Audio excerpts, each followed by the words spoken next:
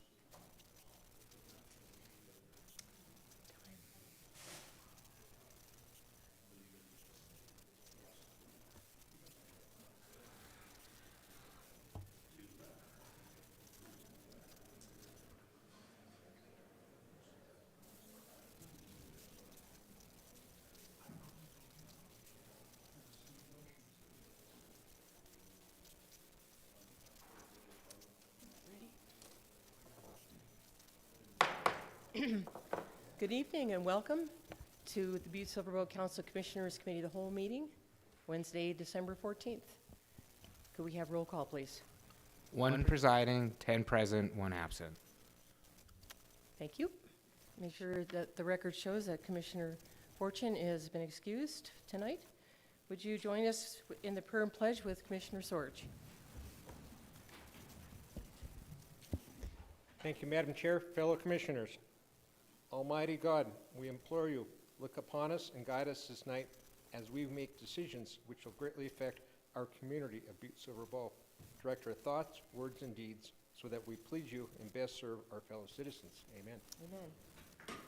I pledge allegiance to the flag of the United States of America and to the republic for which it stands, one nation, under God, indivisible, with liberty and justice for all. Thank you, John.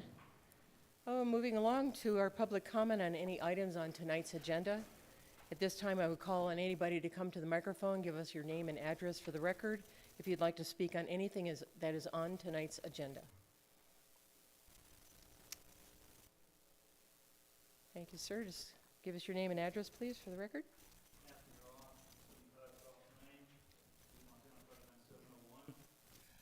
Ladies and gentlemen of the Commission, I'm just going to read a brief statement that I wrote earlier concerning something on the agenda tonight. I live in Terra Verde Heights, not only a taxpayer, but a local volunteer firefighter, secretary of Terra Verde Volunteer Fire Department, and a trustee for Terra Verde Volunteer Fire Department. My public comment is regarding communication number 2022-558, which is a presentation to be given by Butte-Silver Fire Chief Zach Osborne concerning the use of funds of the American Rescue Plan Act of 2021. The notification time that was given to the volunteer departments for review of this proposal is unsatisfactory, especially with Chief Osborne being in contact with ESCI for over 6 months. There should have been at least a 1-week notification prior to this presentation instead of a 4-hour notification so that personnel could review the 24-page scope of study. It is with urgency that I request the Council to either put off the voting on Chief Osborne's request or deny the request altogether, as the 11 volunteer fire departments did not know of this proposal or have any input on how the funds should be used. Although ARPA fund usage does include costs of consultation to ensure the effective program management, Butte-Silver does not need to waste any more money doing studies that was completed during retired Fire Chief Jeff Miller's time in office.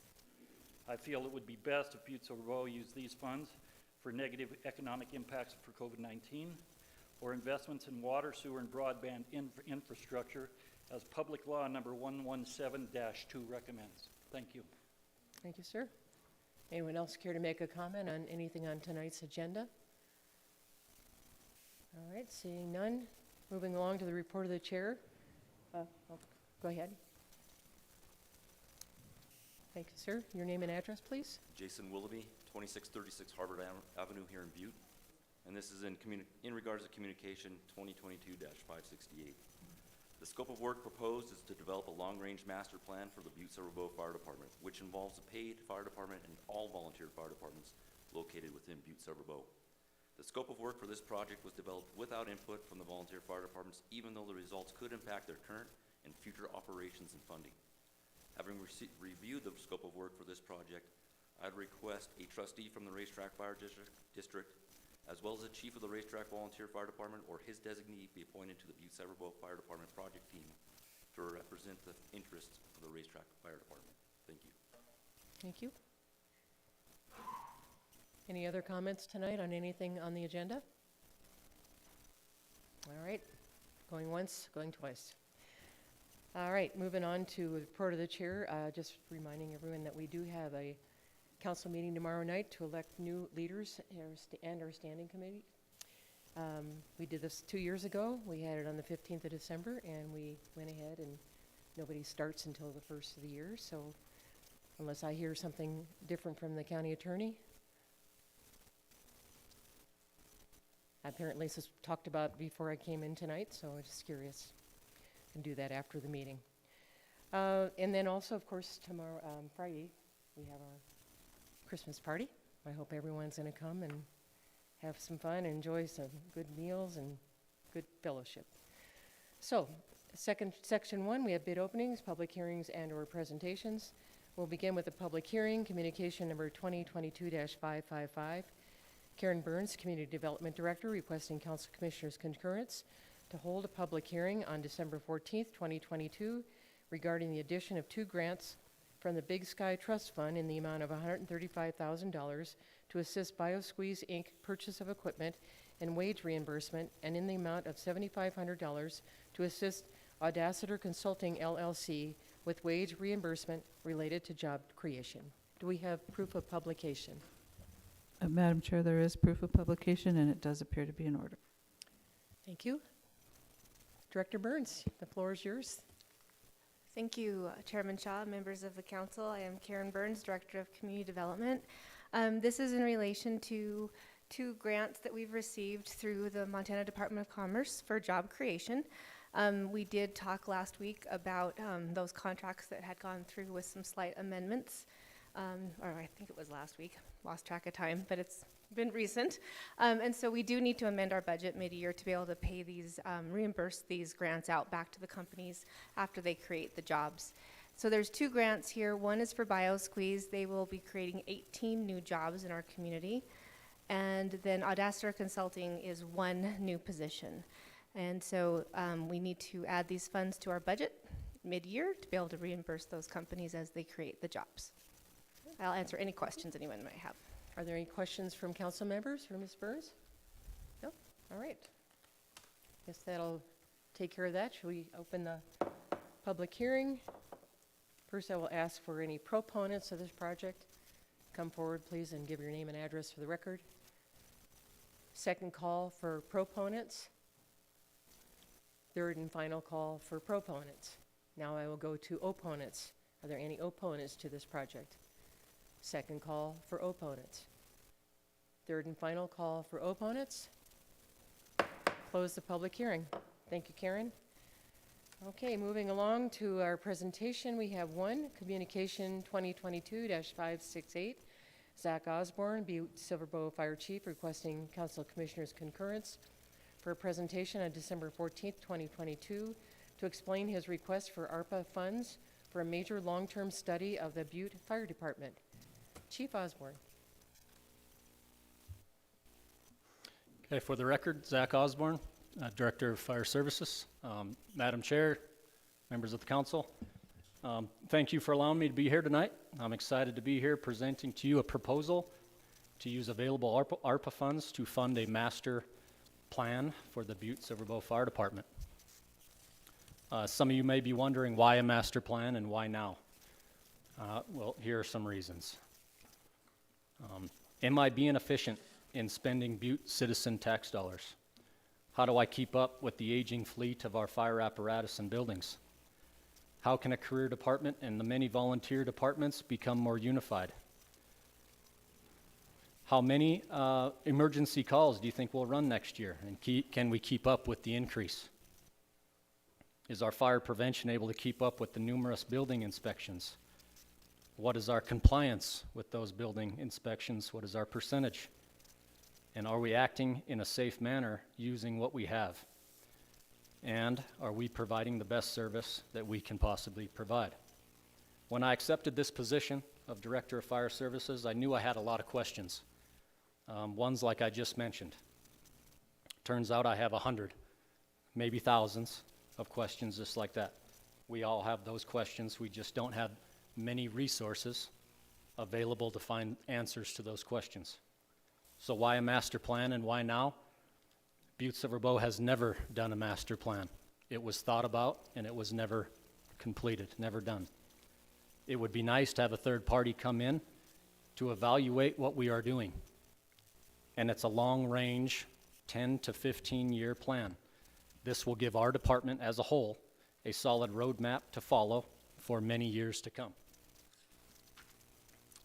So now I'll start the PowerPoint presentation.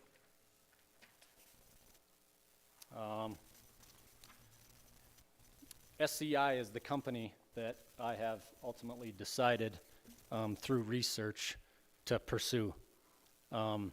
It has been a 6-month-ish process of searching for different companies to do this. ESCI was the best in my opinion because they had just finished Helena. They just signed a contract to have a study done in Missoula. They did Billings in 2018. They just signed a contract for Whitefish, Columbia Falls, and I think that's it. So they have some experience with Montana. They're very highly qualified, experienced full-time staff of 50 consultants. Many of the consultants are ex-fire chiefs, and they have 46 years of experience. They do serve many things, but what we're looking at is that top right, and that's the master plan. Just shows a map of different fire departments that they have studied all the way to Florida to Alaska, all over the United States.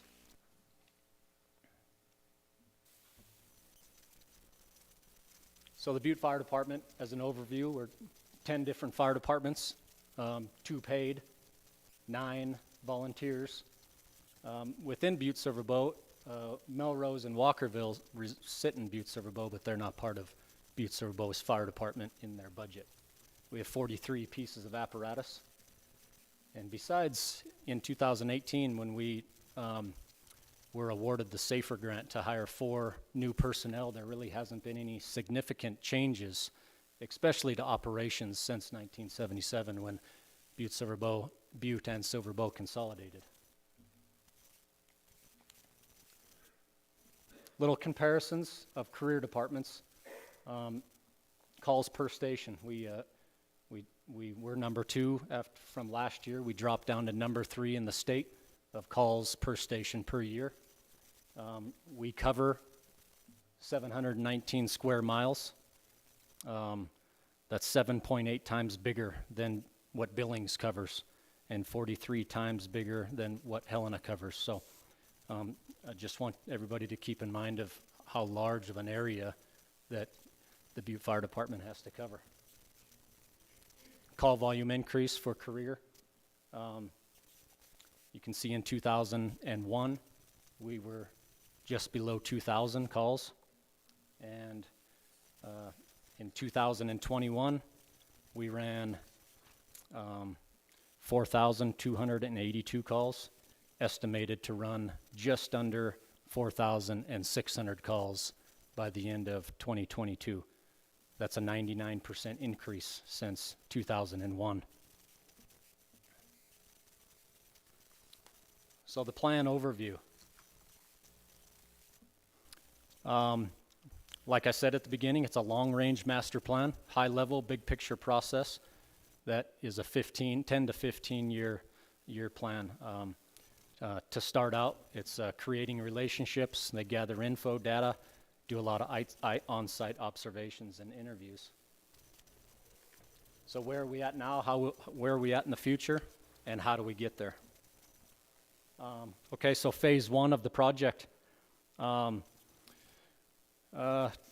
Creating relationships and developing a plan. So how they explained it is they're going to have multiple interviews with many people. They create working relationships with many people. They go through our policy and procedures, staffing organization details, record management for the last 3 years. They do on-site visits of all buildings, and takes observations and do many interviews. So phase 2 is where it really kicks in. Again, I haven't mentioned this, but realize this is only a 6-month process. So once they start, it's run and gun. It doesn't take them a lot of time. But phase 2 is where it really kicks in. They'll look at our design, our history, governance, and policy manual. Design, so how is the Butte-Silver Fire Department designed? Where's our history? How did we get to where we are now? They'll look back to the consolidation date and how we've progressed to where we are now. And they'll look at all of our governance and policy. The financial analysis, they explained to me that many meetings and interviews with the finance department, looking over our revenues, expenditures, how things are budgeted, and our debt. They'll look at my management components. What's the mission statement, vision, values, record management for the last 3 years, like the previous slide said, and internal and external communications. Phase 2 is continued to plan for fire protection and EMS. So they'll really review what our operations are, operations of how we currently respond to fires and EMS calls, and how we plan for different situations. They'll review our current planning practices, and again, go through our policy and procedures manual of how we handle different situations. Then the bottom there, they'll look at our capital assets and capital improvement program, look at all 14 facilities that we have in our budget. What's the design, the condition, what's their future look like? Are they fire compliance? Are they under code? What needs to be done in those buildings? They'll look at our apparatus and vehicles. We have 43 pieces of apparatus. It's a lot. It's staggering. Helena's our next closest, and they have 15. Just to give you a next closest comparison, they have 15. But they'll look at the condition, what the age is, what the maintenance. They'll look at our maintenance history. Has engines historically passed or failed pump tests? We have pump tests on all of our engines annually, and this year, for example, was a decent year. We had one of our paid engines failed a pump test, and Racetrack's engine failed a pump test. That doesn't mean that they can't pump at a fire, just means that they can't get up to a proper pressure.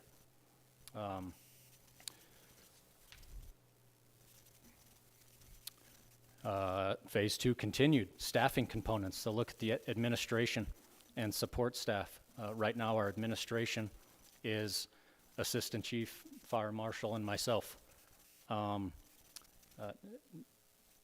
not crying, I'm not whining, but nowhere in another Type 1 city do you have such low amount of administration.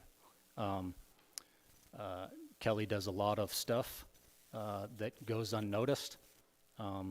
He is part of the Fire Prevention Bureau, which means he does all investigations, all inspections, and does his absolute best to assist me as the assistant chief. That's very few times he's swamped on inspections. Operational staffing levels. Like I said, in 2018, we were awarded a SAFER grant to staff the Southside Station with another man.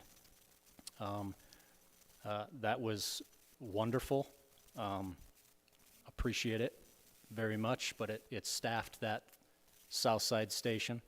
Southside meaning the one on Harrison and Marcia. It staffed that station with 3 personnel 70% of the time. So 30% of the time they are still running with 2 personnel.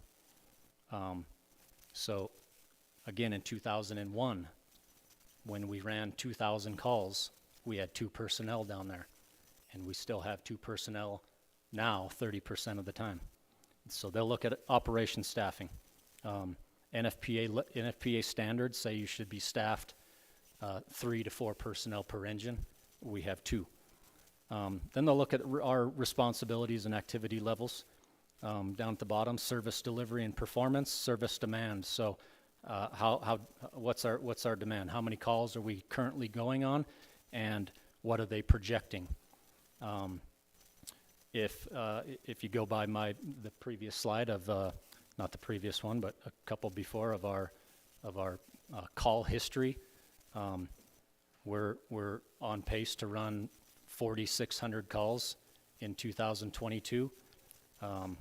That's up 300 and some from 2021. That's our biggest jump in over 3 decades. We've never jumped that high in call volume.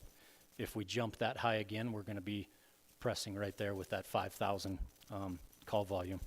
So service demand and resource distribution. Are we putting the right vehicles at the right places? We have 43 pieces of apparatus. Are we using them correctly? Resource concentration and reliability. We are concentrated. If you think of the 718 square miles that we have to cover, our resources are fairly concentrated in these cities, in the city limits. Phase 2 continued, so our support programs, training. We keep track of our training. The volunteers keep track of their training. NFPA standards, again, calls for a certain amount of hours per training per year to be a career fire department. They'll look back on 5 years of our training history. They'll look at our training schedule. They'll look at our training facility and make recommendations if we're doing something that needs to be improved on. Prevention, this means fire prevention, and I take it as the Fire Prevention Bureau. Ex-chief, ex-fire marshal Brian Doherty, he developed a fire prevention bureau in hopes that it could become a bureau someday. We do not have a bureau. We have one person that can't really get out and do life safety services as much as he would like or we would like. I was the fire marshal for a short time. Now it's passed on to Kelly Lee, and we both have big plans. You have big plans when you get that position of going into schools, going to businesses, coming up with fire prevention activities for kids. And it's just unfortunate that that Assistant Chief Fire Marshal's time is purely on building inspections, fire inspections. I can't recall that he's been into a school, and that's very important. Communications, I think this is where we're going to shine. Communications is we're updating our CAD system, our computer-aided dispatch system currently. This will give dispatch a little bit of a hand at getting information out to the emergency service personnel faster and in a better manner. Recently went to an 800 megahertz radio system. So I think we'll be pretty good in that communications. EMS and other program oversight. So our EMS system currently runs about 70% of our calls is EMS calls, 67% maybe. So we run a lot of EMS calls. So are we bringing the right material to those calls? Do we have the right vehicles? How is our relationship with our transport company, which is A1? At the bottom there, hazmat and technical rescue. We have a hazmat team that's made up of 6 certified hazmat technicians.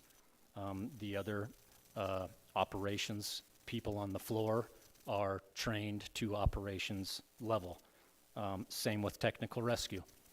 We started a technical rescue team earlier this year, made up of 6 individuals, and we're pretty fortunate that our lead technician actually trains the Navy SEALs when they come to town, so very knowledgeable. Our 2 teams, our hazmat team and technical rescue team, I'm pretty proud of those 2 teams. They're pretty phenomenal, but just like the hazmat team, everybody else on the technical rescue team is trained at the crew level, which means basic technical rescue stuff.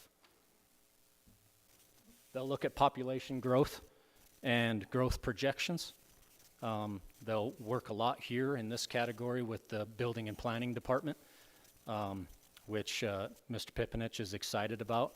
They'll look at where they think that Butte is going to grow and what fire protection needs will be out there. Base population growth projections, okay, so community risk and demographics. So population and population density. So they'll probably work a lot with building and planning, the GIS, and figure out where our most dense population is. And then the demographics, like I explained earlier in a slide, of our 718 square miles that we must cover.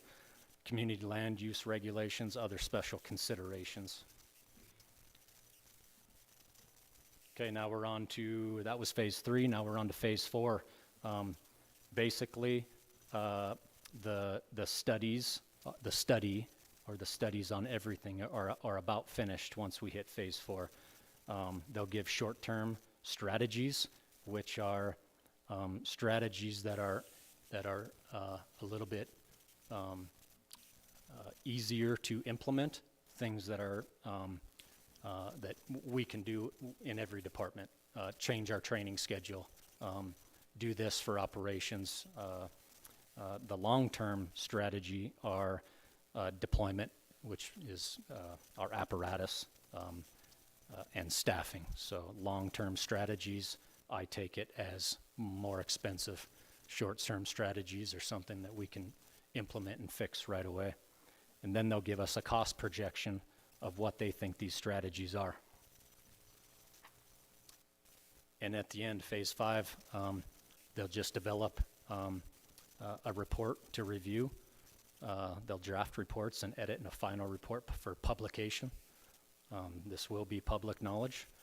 Delivery and presentation for final project. They will do a virtual presentation for all key stakeholders. So here's the timeline. Like I said, it's a 6-month process. Phase 1, pretty quick. Actually, phase 5, they said, is fairly quick, and most of their work is done in phase 2. So in closing, I just want to say this study is a great opportunity to make our community safer. Everything will be evaluated top to bottom. This study will be made public. Commissioners and taxpayers can finally get a real look at how the Butte Fire Department operates and how their tax dollars are currently being spent. Working with Chief Executive Gallagher, Finance Director Danette Gleason, as well as the ARPA Committee, we feel this is a great way to use these funds. Thanks, I appreciate your time. Thank you, Chief Osborne. Any council members care to have a question, comment on anything? Commissioner O'Neill, and then Commissioner Fisher. Thank you, Madam Chair. Thanks, Chief Osborne, for the presentation. One of the questions I have is the earlier stated tonight that said there was a plan that Jeff Miller already had. Can you explain that plan, what that was, please? Yeah, thanks. Chief Osborne. Thanks, Commissioner O'Neill. Before I got the position of Director of Fire Services, I went into Jeff's office and asked him if he were to stay, what do you think would be his main goals? The thing that he's told me is he always wanted to have a study done. He knew it was needed, and he never got it accomplished. So I know that a study has not been done since I have been at the department. Prior to 2008, I cannot tell you for 100% certain, but I can tell you for 99.9% certain that a study was not done in Jeff's career. Commissioner Fisher, and then Commissioner Sorge. Thank you, Chairman Shaw. Thank you, Fire Chief and Fire Director of Services, Mr. Osborne. As you know, this is a very tender area for me. I have nephews that serve in the career fire department. I have many that serve in the volunteer department. But to read between the lines, it sounds to me like 60,000 is just the tip of the iceberg, because the way I read everything there, it's going to cost money. Everything's going to cost money. So, I mean, if you take away your emergency calls, 70% of your 4,600 projected calls, that means you only have 1,400 fires a year, maybe. The other thing is $60,000 out of the ARPA funds, I realize it can be used for this, and that is a use for it. But if you know anything about Butte people, the word study just cringes everyone in Butte when you say we're going to do a study. We've done more darn studies in Butte-Silver that have never been implemented, nothing. And everyone here can say that there's so many studies, and I'm one of the biggest ones, and Chief Executive Gallagher will tell you. I mean, subcommittees I serve on, when they say study, I just fringe, and I say, I don't believe in wage studies, I don't believe in these kind of studies. I think that everyone you named, Helena, Bozeman, Billing, none of them are consolidated governments. All of them are one city or one county or whatever they are. So there's a lot of things here. And I appreciate all you do. I appreciate all the volunteers that are here. And everybody has concerns when you raise the word study. So I think this is something that we got to study as commissioners. We really got to study this and look it over to see and get an analysis of what this company wants to do for $60,000 and what it's going to cost us after the 6-month study, and when we're going to be able to afford and implement the ideas and plans coming ahead. I think that's very important at this time. So I appreciate you coming here and giving us this presentation. I appreciate your service. I appreciate the volunteers, and I will review this and make an educated decision. Thank you for your service. Commissioner Sorge? Thank you, Madam Chair. Fellow commissioners, this is a very delicate situation. I was a volunteer fireman for almost 20 years. Now I'm the current chairman of Fire Advisory. I think this is a great idea. For the fact is, I believe there's the volunteers and the city paid. We need them both. There are positions for both places for all the firemen. But some of these procedures were put into place in 1977. That's 45 years ago. So we're still using things. A lot have changed in 45 years. Do we need 43 pieces of apparatus? I think we need somebody outside to say, maybe, maybe not. Do I know? Does Commissioner Fish, anybody else? Do we have that? Do we have that type of knowledge or expertise to say this is how much you really need in the size of Butte-Silver Bow? I think it's a great thing. I think it's something it's long overdue. I think it's something we're going to come out stronger and a better fire department after we get this done.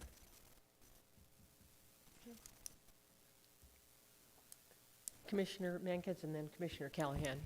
Thank you. Thank you, Chief Osborne, for the presentation and the vision that you're having right now. You said that the ESCI their last study was done with Helena, and that was completed the last 6 months? Chief Osborne? Yeah, Commissioner Mankins, within the last year it was completed, yes. So with the knowledge, have you looked into or talked with, for instance, the Helena departments over there to see on what came out of their study and what they're trying to implement going forward? Chief Osborne? Yes, sure. I had talked to a few. I talked to Pepper Valdez, the chief of Billings. They had it done in 2018. And then the chief of Helena, who just recently had it done. Both were very pleased, very happy with the product of the study. I'd be lying to you if I told you I got into very much detail of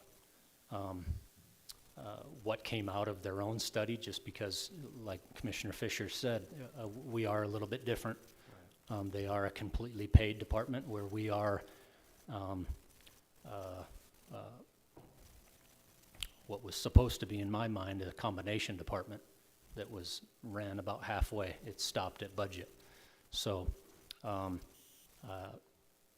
very happy with the studies. Talked to the Missoula chief. They just signed a contract to have the study done by the same company. He's confident as well. But I can't tell you for certain.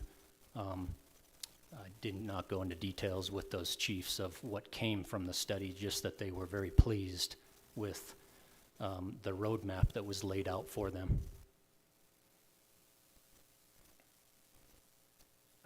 Follow-up, Commissioner Yeah, Mankins? I guess Chief Osborne, then I know that we're very unique with this consolidated government as we speak of, and we're trying to help, like you say, the study why we're doing this. We're doing this for the betterment of Butte, our people, to protect through, both our paid and volunteer fire department. But it just seems like that you would have asked a few more questions on that aspect of what do they see, like, out of Helena? I mean, do they, if they had so many apparatuses, like, even if they had 25, was that something that came out of it?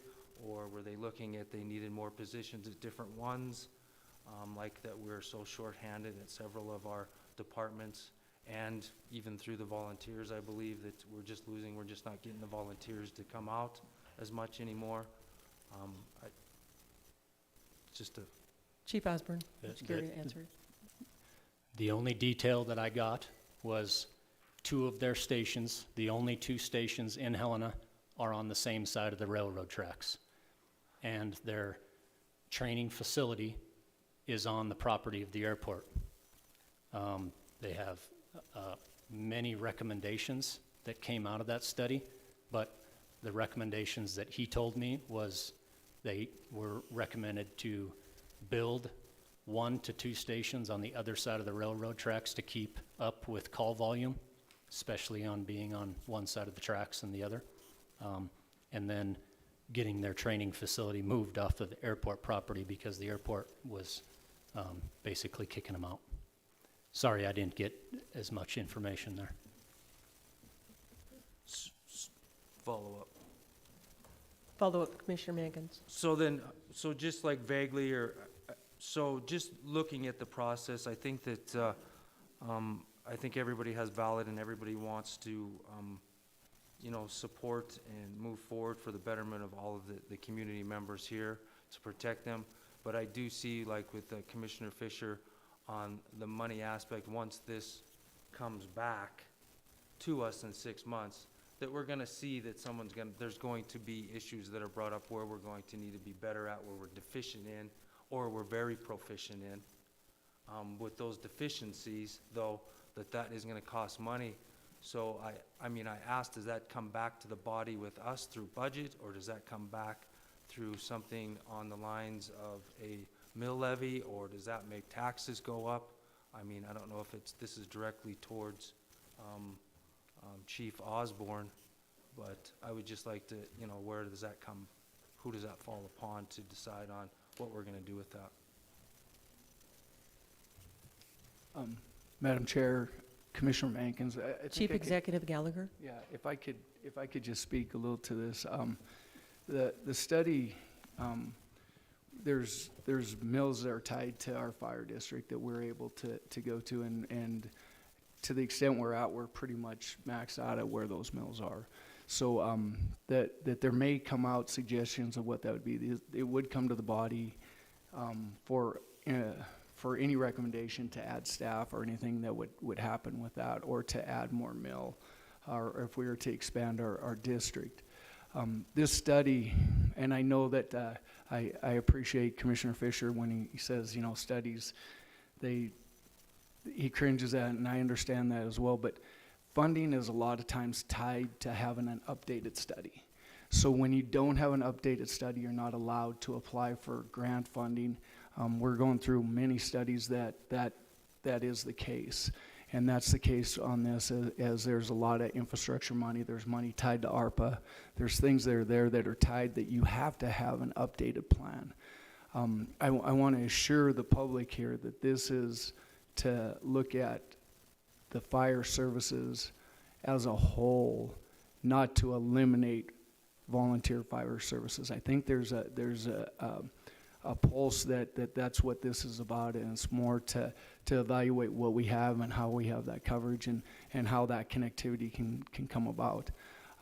I know that, I don't know if Director of Fire Services Osborne said this, but one of the evaluators is a chief that came from a consolidated government that will be doing part of the evaluation, so he'll have a good perspective, a little bit of coming from that. But I want to try to alleviate some of the fear of what this is. This is an evaluation of our services to better fire services for the community, but it also ties a lot of money when we go to look for additional funding to help fund many of these departments that could benefit from this, that you need to have an updated plan. Follow-up, Commissioner Mankins, and then Commissioner Callahan. Thank you. So again, then with that clarification with Chief Executive Gallagher and with the experience and the I guess the just the knowledge of Chief Osborne to understand that and try to implement this so early in his career to see what he can do better for us, and if that's the way that it's tied to funds, then I think it's something that we need to very much consider moving forward for the safety of our community. Thank you. Commissioner Callahan, then Commissioner Shea. Thank you, Madam Chair. Thanks, Zach. I appreciate you coming here and pushing forward for the emergency services of our community. That's probably one of the most important things you can have in a community. And I also am on your fire advisory board. And I guess one of my questions is, did we put out an RFP for this company where we're hiring? We as a government were required to get, bids so we know that they're competitive. Or how did we pick the company? Huh? My address, 3564 Hartford Avenue, Battalion Chief with the Fire Department. Commissioner Callahan, this ESCI was awarded a bid through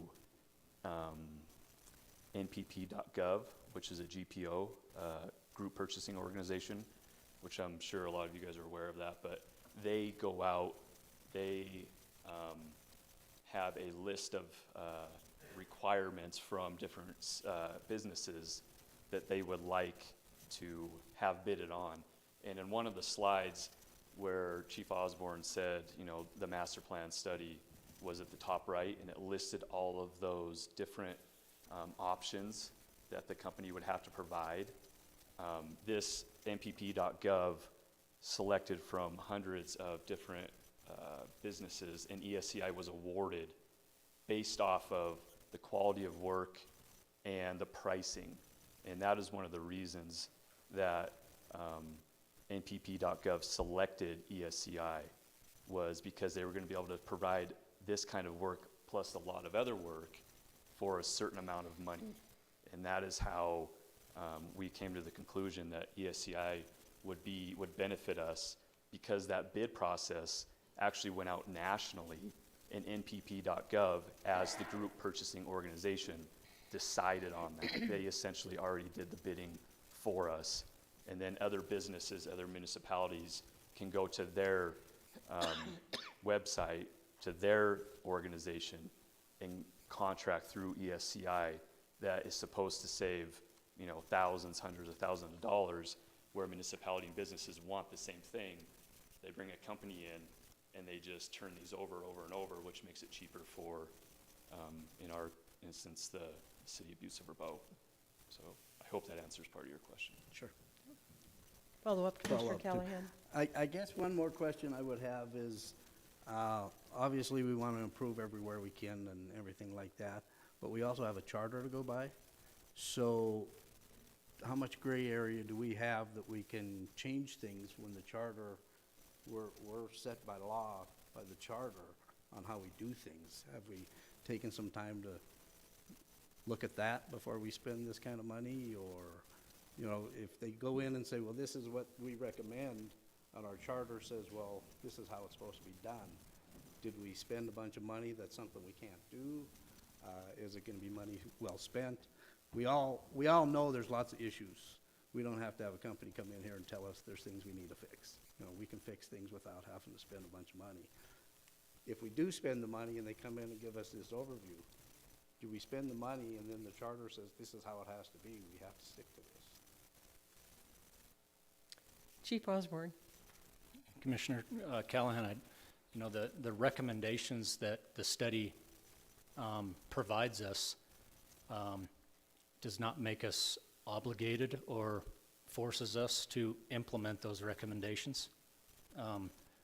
I would say that they will recommend many things, like you said, that we already know that are issues. They will just provide us with the statistics and information and facts on those issues. And if it goes against the charter, then absolutely not. We won't do that. But this is a 10 to 15 year plan that just because they recommend something to us in 6 months may not be implemented ever, or it may be just something that I work towards in 15 years. Yeah, I won't break the charter, absolutely not. I mean, just because they recommend something, and I wouldn't think that they would recommend anything that is outside of our charter, but I can't speak for that right now. But I wouldn't break the charter, yeah. Follow up, Commissioner Callahan. One more question. If we happen to pass this and they come back with their answers, what would be the process? Would you have a committee? Who would be on your committee? And who would be the final authority on the changes you make? Chief Osborne. Commissioner Callahan, yeah, I would say a fire advisory would have a lot to do with it. A chief executive, finance. We would probably, like Mr. Willoughby had mentioned earlier, get a voice or a representative from each volunteer department. I haven't got quite that far to develop a team before this is actually happening, so can't fully answer your question, but I would definitely not try to do everything myself. Yeah. Commissioner Shea. Thank you, Madam Chair. Chief Osborne, thank you for being here, and all the volunteers, everybody from all the departments, thank you for being here. Remind me, because I can't remember what you told me at the ARPA committee, how soon can the company begin? Chief Osborne. Commissioner Shea, once funds are approved and a contract is signed, they did not hesitate that they said they would be able to start right away. Obviously, no date was talked about because the funds weren't there yet. So, but it was never talked about having a delay. Right away is how they expressed it. Follow up, Commissioner Shea. Thank you, Madam Chair. Thank you, Chief Osborne. So I think that studies are a really great way for us to learn, and when we don't know what we don't know, these are the companies that can come in and pinpoint those types of things. And I think that the ARPA infusion of money is a really good opportunity for us to take advantage of. I know that everybody in this room wants the same thing. We all want a safer Butte. We all want to feel like we have a part in keeping it safe and and just a part of protecting our community. And it does sound like that ESCI will provide plenty of opportunity for the volunteer fire departments to participate in the study through the interview process and whatnot. It sounds like they'll examine everything that's that we're doing now, they're obviously gonna wanna get a feel from what's going on, not only in the paid department, but also with the volunteers. And again, like you said, the studies do not obligate us to do anything. Well, they show us what we can do. They also might show some things that we're like, oh, we're never doing that, heck no. So I do think it's important that we learn what we don't know, so we can get a better eye on it, and at least have a plan for the future when, you know, many of us might not be here in 4 years or, you know, let alone 10 to 15.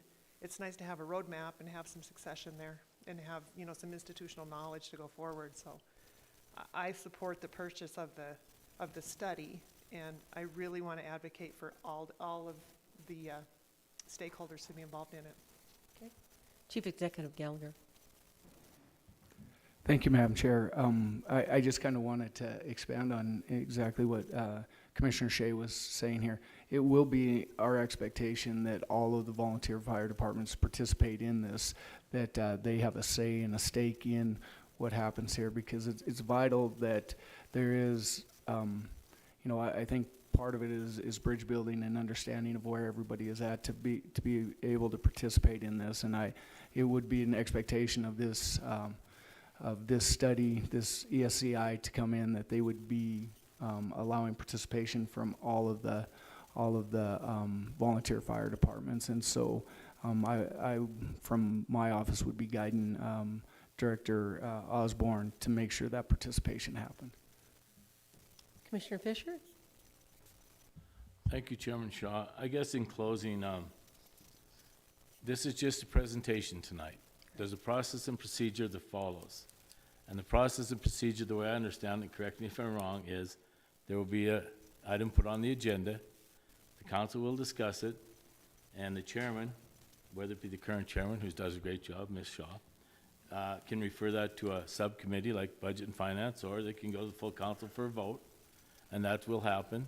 Whether that happens in the next week or 2 weeks or before the end of the year, I don't know. But also in closing, I'd just like to say, we all know we got a lot of problems. And every time I see a study or something like this, it appears that money isn't one of them. Well, it is. Let's get that straight. This money came from ARPA funds. That money was meant to implement things that happen right now to curb what was taking place in the country at that time. This money was not set out to be used way down the road. It was meant, and I watched a good program last night on it, this money was meant to be used for things that can happen now. Fix the problem now. This is a problem that can be fixed in the future, maybe now. I've still got an open mind, but this is just a presentation, and I appreciate everyone's input. But there is a process and procedure, and we as commissioners will follow it and do our best for what we feel should be done with $60,000. But money is a, you know, money is a problem all the time, so thank you, appreciate it. Commissioner O'Neill? Thank you, Madam Chair. Just my response on that with the whole ARPA money and how it's supposed to be and how it's supposed to be granted and how it should be and the timing of it. And then in the whole clumping the study thing in there, like I get that studies are horrifying and painful and we hate spending money on them, but obviously we've heard again as I repeated that some of them studies are good for future monies. Some of the past studies we have done, they are for the betterment of Butte, whatever the historic, all the parks and planning. Let's not, like this one, I think in theories, the price point is better, but it is for the protection of Butte-Silver Bow. And I know at the end of it, there could be this money issue, whatever. I mean, there's money in the budget now, it's being spent how it's being spent, but that could also be a positive thing where we could maybe save some money. But in the end of it, out of all the studies that since we've been on council that we've voted yes for, and they're out doing study, right?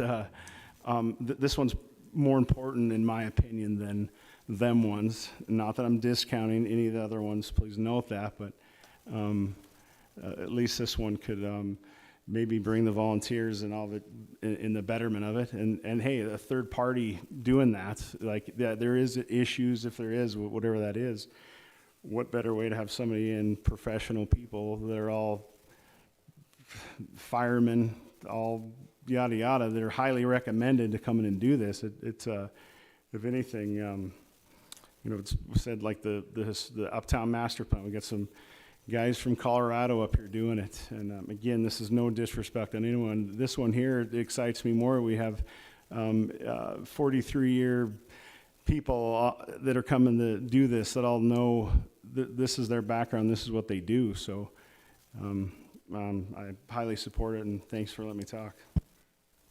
Any further question from council members? All right, thank you, Chief Osborne. Thank you, Mr. Silk, and I appreciate everyone coming tonight. Oh, excuse me, Commissioner Callahan, you need to raise your hand a little higher. You need to stand up. Thank you, Madam Chair. I was just thinking that, you know, there's plenty of concerned citizens here tonight, and we don't often see that. I was just thinking if anybody out there has an opportunity to say what they want to say, for or against or otherwise, give them an opportunity to get up and speak. Now that everyone's heard the presentation, are there any further, they call on somebody, or Mr. Brothers?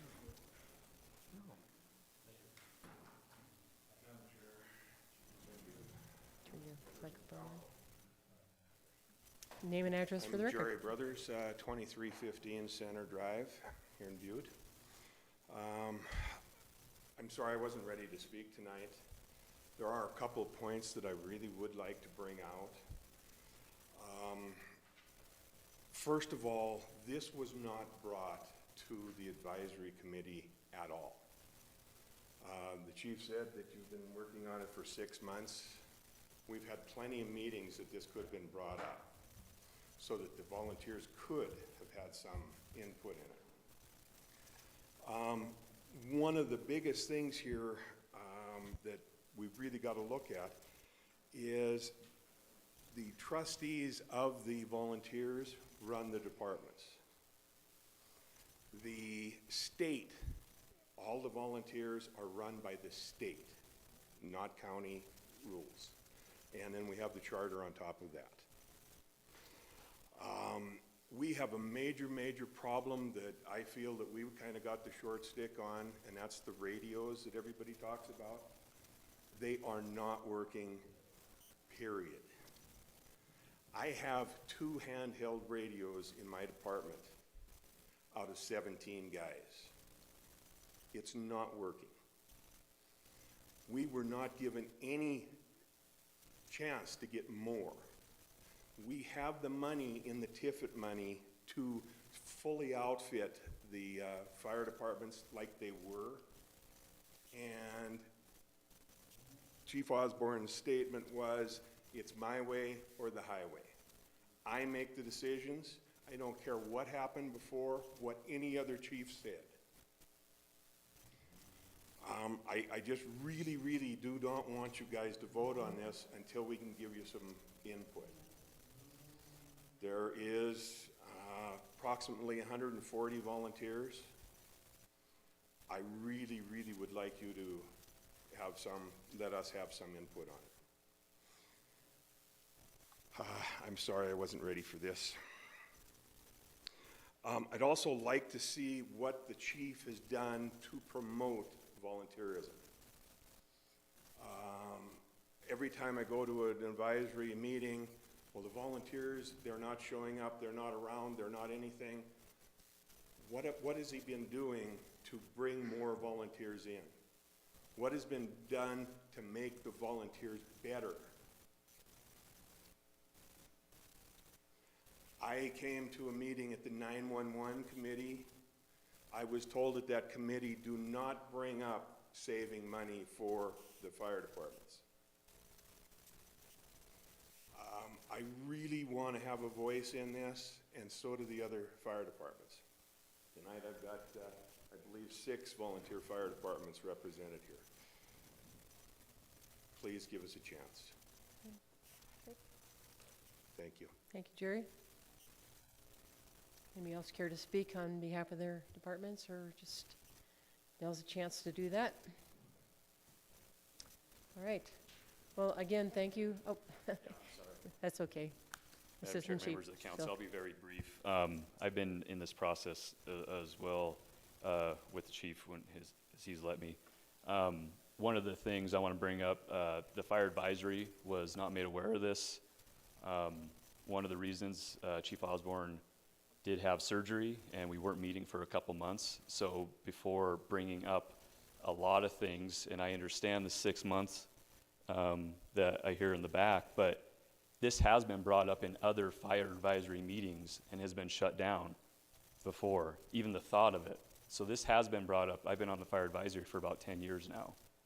And I remember talking with former Chief Jeff Miller about using the TIFID funds to do a study, because a couple years ago when Bozeman did one, I thought that might be a good use of money.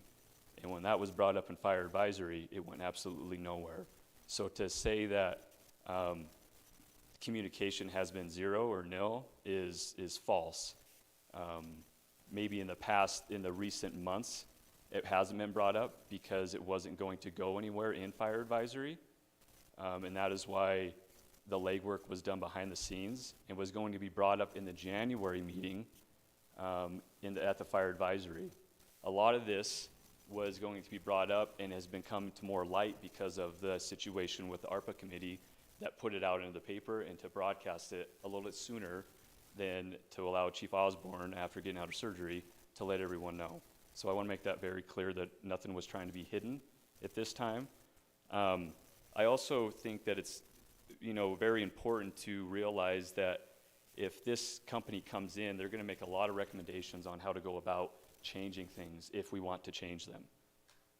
They might have better ideas than we do. They do it all the time. So in just that fact alone, to maybe change some ordinances, not charter, but there's always things, as Commissioner Sorich said, that things haven't been changed in over 40 years. There's some things that do need to change. And a good way to go about that might come out of the study on different aspects. This isn't all just about the fire department. This looks into dispatching, it looks into EMS. The fire service part of it is maybe a third of it. But since we have such a dynamic and rough relationship, the elephant in the room between the fire service as a whole, it's getting brought to light a lot more. But this looks into not just the fire service, the fire side of it, and I understand that there might only be 1,400 fire calls a year, but if there's that 1,400 fire calls a year, that's 1,400 fire calls a year that are very important, where people sometimes get pulled out of those buildings that die or survive. So just 1,400 calls shouldn't be minimized. As well as, where's the money going to come from? I don't know, right? But something that should be looked at is if we can increase the ISO rating of the city of Butte, that saves everyone. It doesn't just save the county. It saves everyone paying tax premiums as well, too. So if this study can come in a 10 to 15 years and get us from a 4 to a 3, that's a win, in my opinion. So there's a lot of departments that continually do these studies every 10 to 15 years. Missoula, for a fact, besides the study that they just got done, because it's specific about EMS and them taking over the transporting of EMS instead of their transporting agency over there, they have done studies themselves for so many years that they do it within their administration because they have the people to do it. We don't have the people to do it. So that is another reason that we would have to have someone come in and do the work and the legwork for us, because we don't have the people to do that. And for the $60,000, it's much less expensive than hiring 3 more people in administration just to get this done. So this should be looked at, in my opinion, as an investment more than just spending money in emergency services, which it needs to be spent in, because we got to clean some things up. There's a lot more other things, but I don't want to take too much of your time, and I appreciate you guys just listening to us right now. Commissioner Reardon. Thank you, Madam Chair. I've been sitting and listening to these conversations and all that, and one of the most shocking things that come up was at the end, when a gentleman mentioned that there's a problem with radios. We all talked about safety. We talked about this. Is it true there is a budget for these radios? Madam Mr. Chair, Shedd? Councilman Reardon, there is no specific budget for radios. There is a TIFID budget that the Director of Fire Services, under the advisement of Fire Advisory, can spend money to buy radios. Those radios are so expensive that former Chief Jeff Miller decided that only 2 radios were going to go to the volunteers and a mobile in their trucks because we couldn't afford all the other radios. Now, with that being said, we also have to look at the radios that are being used on interior firefighting. The reason that we have the majority of the radios is because every person in our seat has the potential to be interior firefighters. If there's someone at the volunteer service, I would imagine, sent people up to help us in interior firefighting, I hope they would have those radios. I hope they would relinquish those radios to the interior firefighters at that time, because we do also have radios outside. Not everyone needs a radio if they are outside. Everyone needs a radio when they are inside. That is truly how it would work. Back when I started, every one of us at the career department had our own radios. Now we have established that the expense of the radios that we just purchased with 800 megahertz, they were so expensive that just the riding positions have them. So there's a difference between, I'm sorry, but there's a difference between lines of work on an emergency scene. Follow up, Commissioner Reardon, and then Commissioner Sorge. All right. And Thank you, Commissioner Madam Chair. Anderson.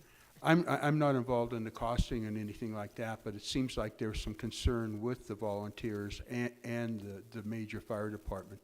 I'm not the fire chief or anything like that, but I think everybody's concern in this room and with this study is the safety of these personnel, whether they're inside the fire or outside the fire, not my call. I would just like to see if there's money budgeted for these radios, that money is used to make sure that some of these volunteer people do have the radios and all that. What is the costing of one of these radios? Mr. Madam Selk. Chair, Councilman, I believe about $8,000 a radio. Okay, and what is the budget out there? What is your guys' budget right now? I would have to pass that along to Chief Osborne. Okay, all right, well, irrelevant, the thing about it is I think with this study, it'd be something that they would look at.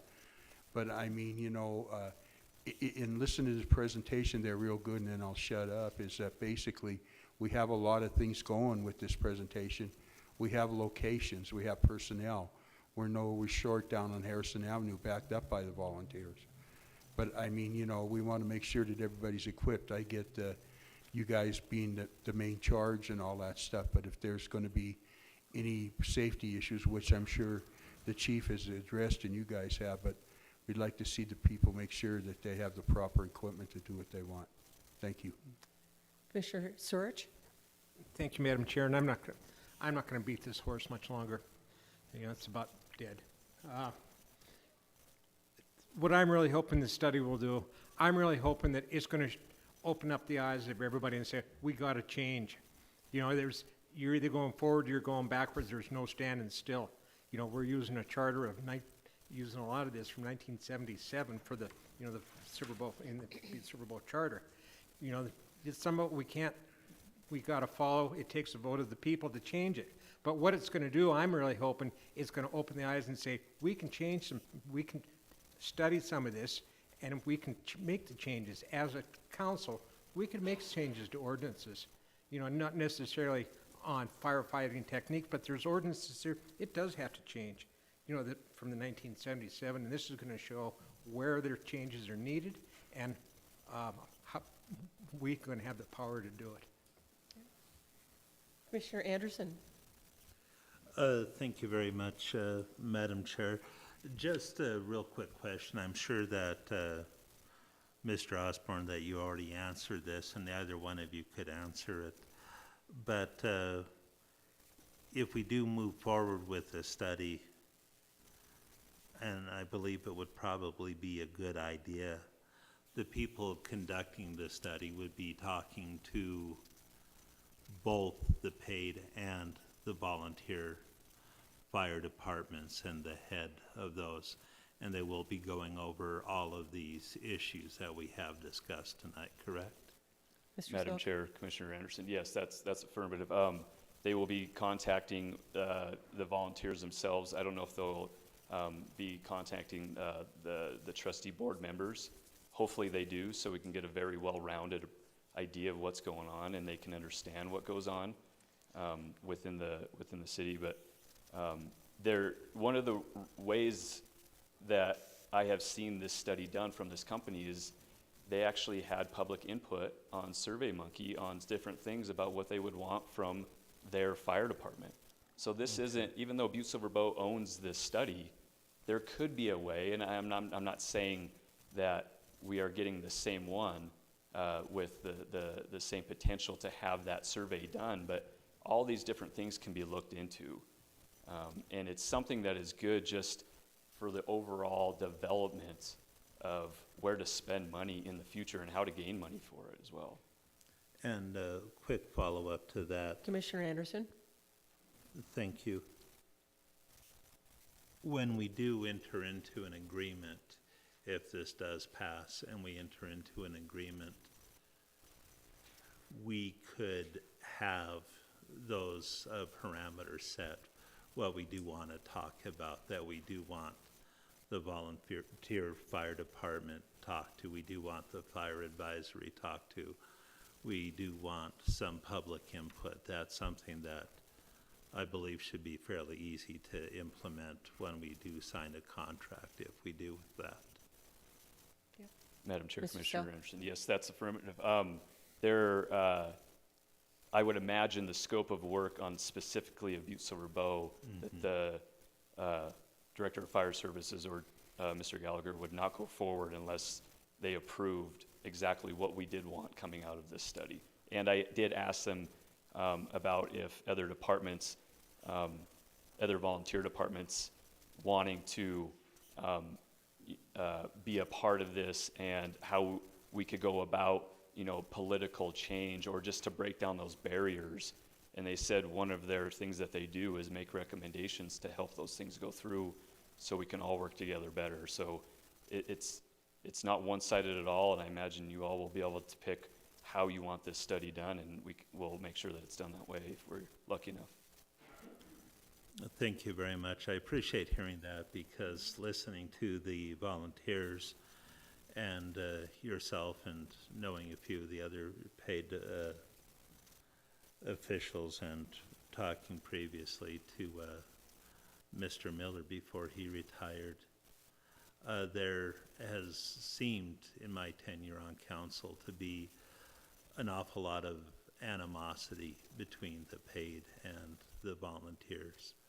And I would like to see some kind of resolutions made and something done to bridge that gap, some mediation work done there. And you mentioned that, Mr. Osborne mentioned that communication quite a few times, and I think that needs to be a huge proponent of this moving forward, is for the different departments to be able to communicate, especially in a grounds like this, in an open forum, so everybody's on the same page, and most definitely with some of the safety issues that not really a matter for tonight, but definitely a matter that we need to look into this summer when we're approving the budget.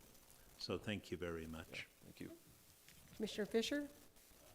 Thank you, Chairman Shaw. Just one comment. Lack of transparency has been big in the ARPA committee, and Commissioner Shea knows a lot more about it than I do. And lack of transparency, when you guys done what you did and didn't bring this to the fire advisory, that's lack of transparency. And these kind of things here dirty the waters. So that's all I'm going to say is lack of transparency in anything causes more grief than help. So I'm looking for open government. I'm an open book. Most of us up here are an open book. So I think maybe you guys should have told people what's going on before you move forward. Thank you. Yeah. Okay. Any further questions? Thank you again for the presentation. And as we said before, this is a presentation. There is no action taken. And I assume that sometime in the near future, we'll be getting a communication requesting. Yes, sir. Just about ready to close this, so go ahead. Turn that back on. Anthony Roth, Terra Verde Volunteer Fire Department again. Mr. Goody brought up a good point about the 800 megahertz radio is not working. Does any of the council members actually realize 3 of our brush trucks, 1 DNRC and 2 of the trucks we purchased with our own money, are outfitted with 800 megahertz radios? Do we know, does anybody know where those radios, how they were paid for? They were paid through Terra Verde funds, not Butte-Silver. We paid for it all of it with money we raised fighting fires out on mutual aid and stuff like that. We have 2 other handhelds in office. Butte-Silver owes us about $36,000 they took from us fighting fires a couple years ago. Take that damn money, give it to the other volunteers to buy more radios. Do something with that money. Thank you. Okay. Once again, thanks for coming tonight, and we will be having other discussions on this once it comes before us as an action item. Okay, moving forward, we have communications. This is item B, number 1, communication number 2022-555. Karen Burns, Community Development Director, requesting Council Commissioners' concurrence to hold a public hearing on December 12, 2022, regarding the addition of 2 grants from the Big Sky Trust Fund in the amount of $135,000 to assist BioSqueeze Inc., purchase of equipment and wage in reimbursement, and in the amount of $7,500 to assist Audacitor Consulting LLC with wage reimbursement related to job creation. We just had that public hearing, so Commissioner Frederickson. Thank you, Madam Chair. I move to place communication number 2022-555 on file. Second. We have a motion and a second to place communication 2022-555 on file. Anything on the question? Would everyone please vote?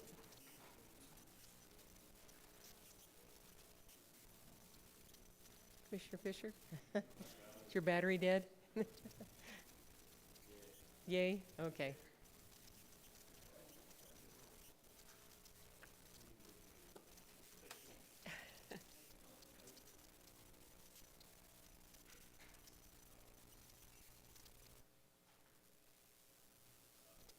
No pressure, Russ.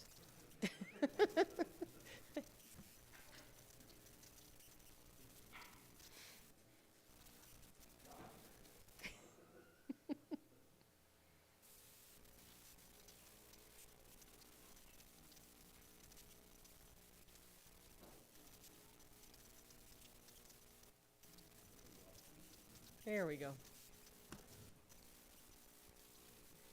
Clerk, please record the vote. 11 yea, 0 nay. 11 yea, 0 nay. Motion passes. Item 2, communication 2022-556. Trevor Peterson, Parks and Recs arborist, requesting Council Commissioners' authorization to have the Chief Executive sign the Butte-Silver Parks and Recs 2023 Montana Department of Natural Resources and Conservation, DNRC. Oops, hang on a minute. Where am I at? In the right one here. That might help. Oh, boy. That was a week ago.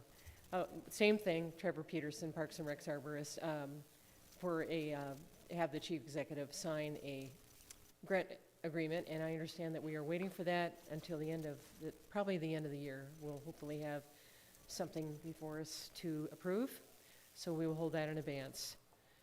Item 3, communication number 2022-568, Zach Osborne, Butte-Silver Fire Chief, requesting Council of Commissioners' concurrence for a presentation on December 14th, 2022, to explain his request for ARPA funds for a major long-term study of the Butte Fire Department. And we just did have that presentation. So Commissioner Frederickson. Thank you, Madam Chair. I move to place communication number 2022-568 on file. Second. We have a motion and a second to move to place communication 2022-568 on file. Is there anything on the question? Would everyone please vote? Would anyone care to change their vote? Would the clerk please record the vote? 11 yea, 0 nay.